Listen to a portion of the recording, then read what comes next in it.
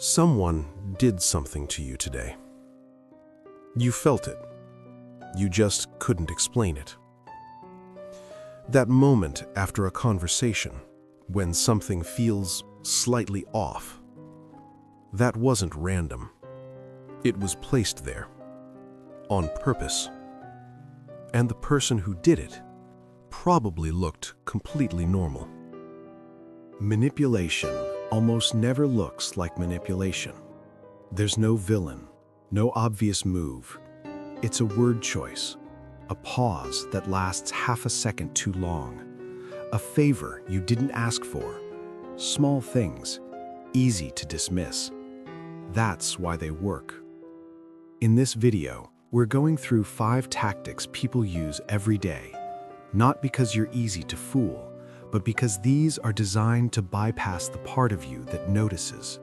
And once you see them, you start seeing them in people you didn't expect. Number 1, the favor debt. Your coworker brings you coffee. You didn't ask for it. They just place it on your desk. Smile, casual, effortless. You thank them. It feels nice, but also slightly uncomfortable. You don't question it. 2 days later, they ask you to cover their Friday shift. You hesitate for a second, then you say yes. Not because you want to, but because saying no suddenly feels wrong. Small favors can create invisible obligations. Not always, but when the timing isn't random, they do. The coffee wasn't just a kind gesture, it was a setup. Because now there's a balance, and you're the one who feels like it's uneven. They gave you something small, so later you wouldn't refuse something bigger. Number 2, the anchored comparison. Someone asks you for your opinion on a restaurant. You say it was fine, not great. They nod and say, yeah, for $40 a plate, fine isn't enough. You don't remember it being $40. You thought it was reasonable. Now you're not sure, and somehow you're agreeing that it wasn't worth it. What's actually happening? They inserted a number, a reference point you didn't have. Now your entire judgment is calibrated against something they invented. Anchoring doesn't argue, it doesn't convince. It just quietly repaints the frame around what you're looking at. You think you're forming your own opinion. You're not. They didn't change your mind. They changed the ruler you were measuring with. And the worst part? You think that shift came from you. Number 3, the backhanded qualifier. You present your idea in a meeting and it goes well. Afterward, a colleague says, that was actually really good. You smile. You say thank you. Later, alone, the word surfaces. Actually. Actually, as in you weren't expecting it to be good. What's actually happening?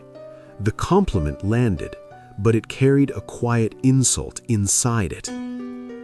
Actually implies a lower baseline expectation. You've been praised and diminished in the same sentence. The person probably didn't even notice what they did. It didn't matter. The effect was the same. A small doubt planted perfectly. The compliment was real. The damage was hidden inside the word they used to give it. Number 4, the controlled withdrawal. Everything feels normal between you and someone. Then it changes. Replies get shorter, slower, colder. Nothing happened, at least nothing obvious. You start going back through conversations, rereading messages, looking for the moment you messed something up. Sometimes people need space, but sometimes silence is used deliberately.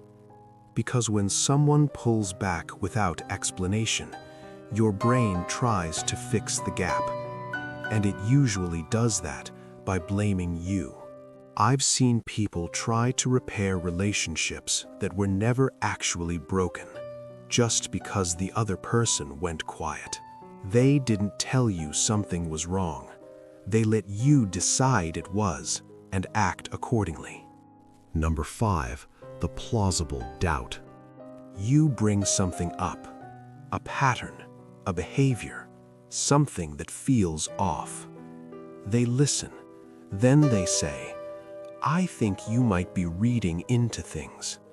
Not defensive, not aggressive, calm, reasonable. Sometimes that's an honest response, but sometimes it's a deflection. Because instead of addressing what you said, the focus quietly shifts to you, your perception, your interpretation. Now your concern is under inspection, not their behavior. And without realizing it, you start building the case against yourself. They didn't need to deny anything. They just needed you to doubt your right to question it. 5 tactics, all of them quiet, all of them plausible. A favor that wasn't just a favor. A number that reshaped your judgment. A compliment that lowered the baseline. Silence that made you chase. Doubt that turned inward. None of them required a villain, just small decisions used at the right moment. And if you're being honest, you've probably used at least one of these yourself. That's what makes them hard to see. And that's exactly why they work. Because once you notice them, you don't just see them everywhere. You start seeing who uses them.